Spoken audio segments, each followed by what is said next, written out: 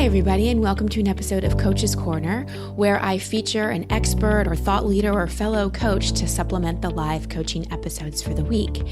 And this week, I am so excited to have a longtime friend and mentor of mine, Arianna Huffington. And I first met her, probably 10 years ago when I started blogging for the Huffington Post. And I just love what she's up to. I love who she is. And she's really spearheading something right now called the sleep revolution. And you'll hear a little bit more about why in my talk with her. But I love that she's bringing this up because, as you know from listening to the show, I am a huge fan of self-care.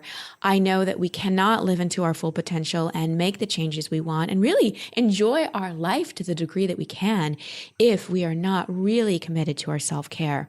And sleep is a huge part of that. So I'm sure you know who Arianna is, but just in case, I'll tell you a little bit of her official bio. She is the co-founder, president, and editor-in-chief of the Huffington Post Media Group and the author of 15 books. That blows my mind.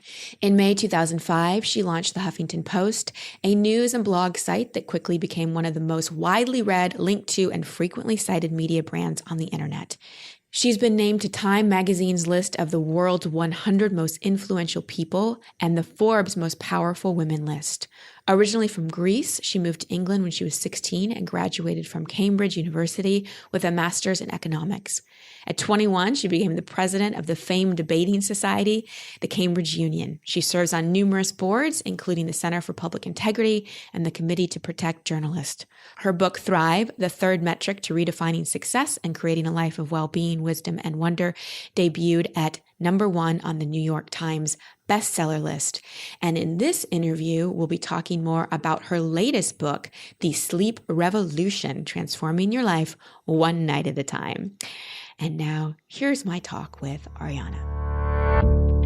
So, hi, Arianna. Thank you so much for coming on to Coach's Corner and sharing with us. I appreciate having you here. Christine, it's so great to be with you. You and I have known each other for like 10 years. Yeah. And it's been so great to watch the amazing work you're doing. I so appreciate you. Your support and mentorship has meant the world to me. And you are someone who really walks the talk and, from my point of view, embodies success, not just outwardly, but on the inside as well. And, your story, which I shared a little bit about in the bio, you had a big wake-up call due to a fall from exhaustion that has put you on a mission. Can you share a little bit about that wake-up call and the mission that it started inside of you? Well, it's kind of interesting because I know you work with a lot of moms who obviously, like all of us, want to put our kids first. And that was a precipitating factor for my collapse because I was building the Huffington Post 2 years after the founding. And I had 2 teenage daughters, a single mom, and I was taking my oldest daughter through colleges. And then we would check into a hotel, she would go to sleep, I would start working. And it was really what I did to my body that led to getting back home and literally collapsing, hitting my head on my desk and breaking my cheekbone, which, looking back, was probably a blessing because who knows what much worse things could have happened if I had continued down that path. And so when that happened and you had that wake-up call, what was the first thing that you realized you needed to shift? Well, I realized, and having been to different doctors to see if there was anything more medically wrong with me, I realized that really what I was suffering from was what millions of us are suffering from, and this is modern civilization's disease, burnout. And so I just made it a priority, first of all, to study all the science about sleep and recharging and what happens to our brains and our bodies when we are sleep deprived, and became completely convinced, of course, that the science is so conclusive that every aspect of our lives, our health, our productivity, our parenting, our happiness, are affected very badly when we're sleep deprived. And in a sense, sleep deprivation is the new smoking. if you go back to the 60s, the science was already in that tobacco was killing us, but people were still smoking and considered it glamorous.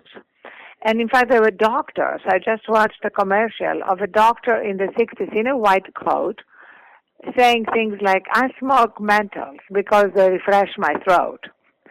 Well, we are now in the same place with sleep. There is a fundamental culture shift happening, but it's not yet complete. So you have people who are still bragging about how little sleep they get, and you have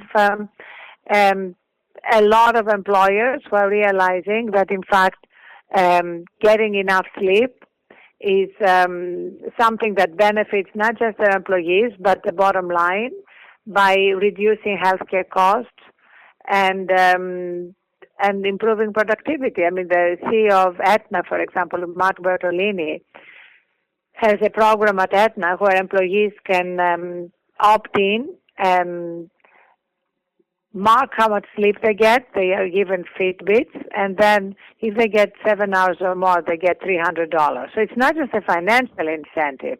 It's the message it sends from the top. Yeah, yeah. This is such an important conversation because this is something that, thank goodness, a coach, when I first started in my early 20s, was really encouraged me to be a marathoner, not a sprinter, with my life, with my career, with everything. And I really see this busyness as a badge of honor and doing things fast and being really full and having this chaotic schedule.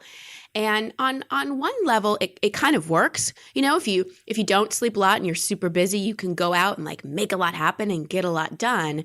But the cost of that is so high. And I think it also disconnects us from having the space to tune into really what we're supposed to be doing and the things that'll make us most happy. So how does being so busy and not getting sleep actually affect our ability to think and show up in the world? We think we're being more productive because we're awake more, but how is it actually creating the opposite of that? Well, that is what is so interesting. That in fact, if you want the quick science of it, our prefrontal cortex, which is where we make decisions, which is where our leadership functions are housed, is degraded faster than any other, faster than our visual and motor skills.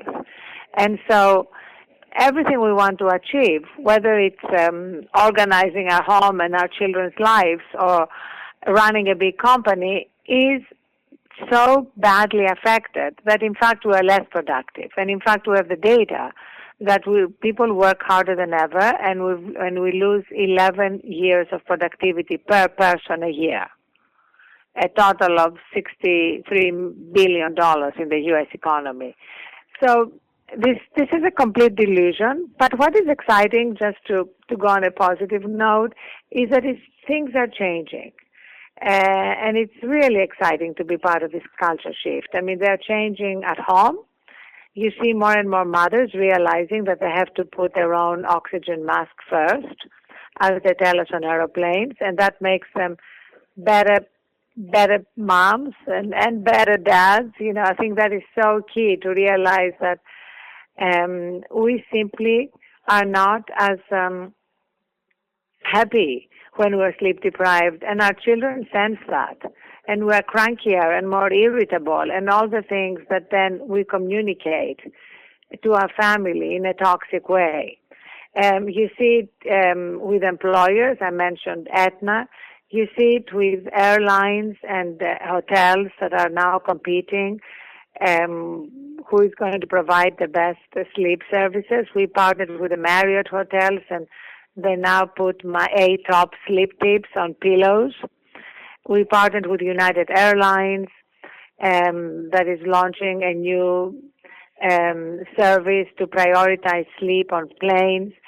So it's happening. It's all that we can do by having this conversation, by answering questions, by helping people change their minds about the importance of sleep and then change their habits. All we can do is help accelerate this change. Yeah. How have you seen it change your life since you shifted this? Oh, so dramatically. It's really waking up and being fully present in my life rather than bugging myself. And I remember that lovely piece you wrote, Christine, when you were sleep deprived for 2 weeks. everything seems gloomier. There isn't that same kind of joy that I can now bring into my life, even when I'm dealing with obstacles, setbacks, problems, because the truth is that life is always a mixture of good things and bad things happening. And our attitude towards what happens in our lives is so dramatically affected by whether I have gotten enough sleep or not. And the same is true of everybody I've talked to, and science proves it. Yeah. Yeah. And so can you give a couple sleep tips? Like people may be wondering, okay, well, Yes. how much sleep do I need? Like, how do I fall asleep? How do we improve our sleep quality?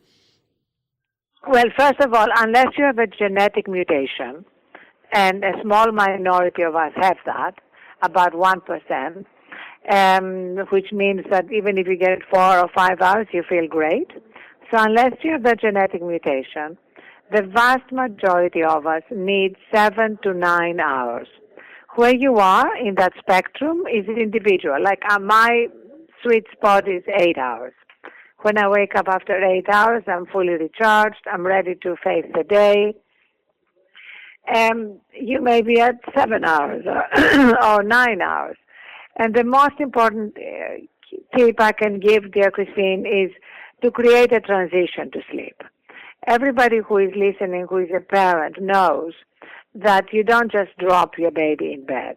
You give it a bath, you put it in its PJs, you sing it a lullaby, or read it a story. Well, we need to do the same thing for ourselves. We need to have a grown-up equivalent of good night moon.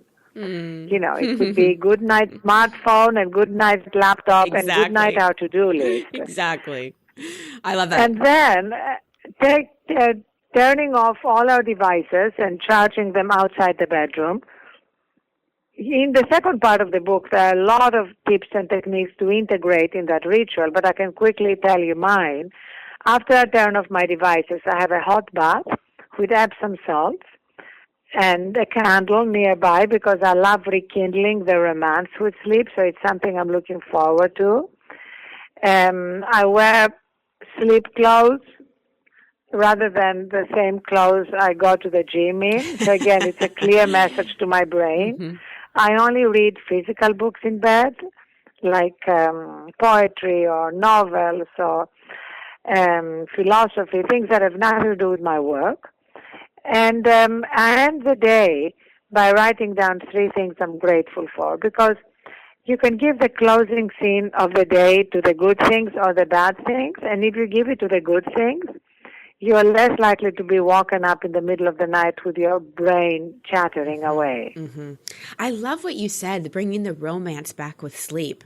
Really looking forward to it like you would an amazing meal or a vacation or a person that you're in love with, because I think so many people just collapse into bed at the end of the day and don't make it a ritual or something they look forward to. So I love that. I love that. And I, about 3 years ago, took my electronic devices out of the room. I turned my phone off 2 hours before I go to bed, and it's made such a difference. And nights where I find myself down an Instagram rabbit hole or on my phone way too late, I feel it the next day. I feel like this hungover kind of feeling without any alcohol, and it's because of really not relaxing and not romancing the sleep. So I love that. Exactly. In fact, very often, sleep becomes like enemy territory that we're trying to avoid, like a heavily mined border that we don't want to cross. And so many of us, I know I've done that for a large part of my life, try to power through our fatigue by eating or playing loud music. Yeah, exactly. Or pinching ourselves, anything to keep going, kind of failing to realize how incredibly unproductive these hours are. Speaking to the moms out there, just anybody who puts a lot of pressure on themselves. A lot of people listening are high achievers, people that can tend to be a little hard on themselves and are know that they want more self-care, know that they want to take pressure off themselves, but are scared that if they back off everything they're doing, if they put self-care first, that they're going to be less of a mother, or they're not going to be able to run their company as well, or they're going to lose their footing. So what would you say to those people who know they quote unquote should sleep more, be better about self-care, but are so kind of identified with doing, and are scared to make those changes?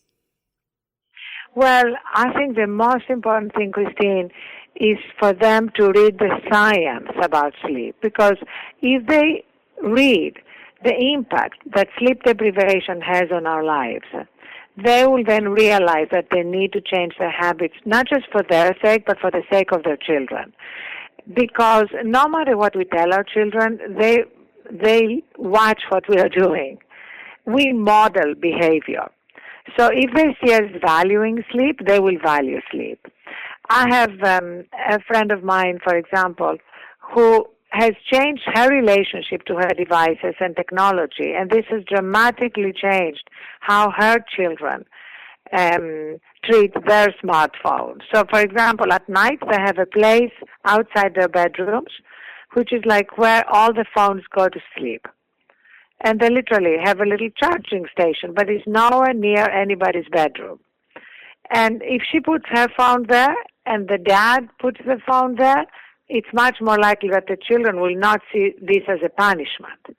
Because right now parents are beginning to understand, and there's so much science on that, how detrimental it is for children to sleep with their phones by their beds or be on screens with all the blue light they emit right until they go to sleep. But if they can make it the family ritual that makes the family healthier and more productive, and not just a punishment for children whose phones are being taken away from them, it dramatically changes how we look at that whole relationship with technology, which has to change. Mm-hmm.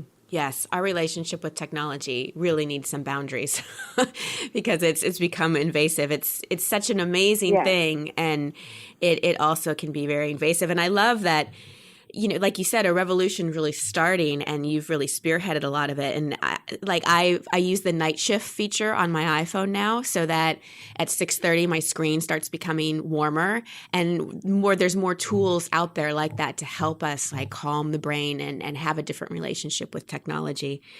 On a different note, I'm just actually curious about something. I love paying attention to dreams. I think our dreams provide us with a lot of information and insight.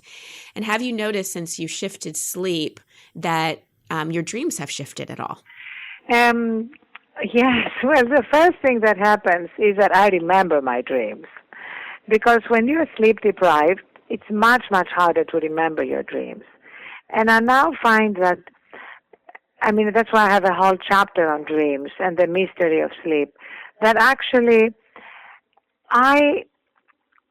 dreams are such an important part of life. Even when they are mundane, there's so much emotional processing that goes on that we need to give ourselves the time to make that happen and complete those cycles. Dr. Ronenberg, who is a great German sleep scientist, I quote in the book, has a great sort of proclivity for metaphors, and he says it's like taking the laundry out of the laundry machine before all the cycles have been completed. You end up with wet and dirty laundry. It's the same with us. If we wake up before all the sleep cycles have been completed, and that includes, REM sleep and the dream stage, we do feel like wet and dirty laundry. Thank you so much, Arianna, for starting this conversation and for really being such an advocate for it. Where can people get involved in the sleep revolution? How can they take these steps? How can they get involved? I know they can get your book, but I also know that there's other ways that they can participate in this. So the first thing that I would love them to do is to read the science, as I said earlier, to understand how we came to believe something which is false in the history section, and then to read the part of the book that will help them create that transition to sleep and make it something that they look forward to. As we said, Christine, rekindle your romance with sleep. Mm-hmm. And then they can look at their lives and see where can they make a difference. Is their children's school starting too early? Because the American Academy of Pediatrics has made it clear that is having a deleterious effect on our children, on their ability to learn, on the overdiagnosis of ADHD, because our children turn up at school sleep deprived and therefore act in very similar ways as though they're suffering from attention deficit. So there is a movement for all around the country to start school later, which is backed by doctors. They may want to get involved in that if they have young children. If they have children about to go to college or in college, they may want to get involved with our college movement. We have an outreach effort to 350 colleges about changing habits, helping them redo their dorm rooms, establishing nap rooms, an enormous amount of fun things. If they're working in a place which still glamorizes sleep deprivation, to help change the culture, to set up boundaries in terms of expectations. Are people expected to be on even after they leave work? Is it possible to have a nap room in the office? At the Huffington Post we have two, and I predict that nap rooms are going to be as universal as conference rooms soon. In any sphere of life, there is a lot that can be done, but the first step is to become utterly convinced ourselves about how essential this culture shift is, both for ourselves, our families, our workplaces, and the way we relate with each other. Yeah. We really need to remember we're human beings, not just human doings. And it's this. Oh, I love that. It's just a simple, we think sleep is so simple and it's something we take for granted, but it's what I'm really getting from this conversation is it's one of the biggest gifts we have to replenish, to recharge. And I feel like we spend so much time, energy, and money trying to optimize and be more productive. And something as simple as good sleep can be such a game changer. So thank you so much for bringing this into the awareness of our culture and starting this movement. Arianna, you've always been a thought leader, and I've always just adored you because you're such a heart-centered, honest, authentic thought leader who really gets at what's really causing people to suffer. So I appreciate you being in my life, and I appreciate you coming on to share this with us. Thank you so much, Christine, and thank you so much for what you're doing to help your generation understand all these issues much more deeply and lead much more fulfilling and less stressful lives. Thank you so much, and hope to see you soon. Oh, my pleasure.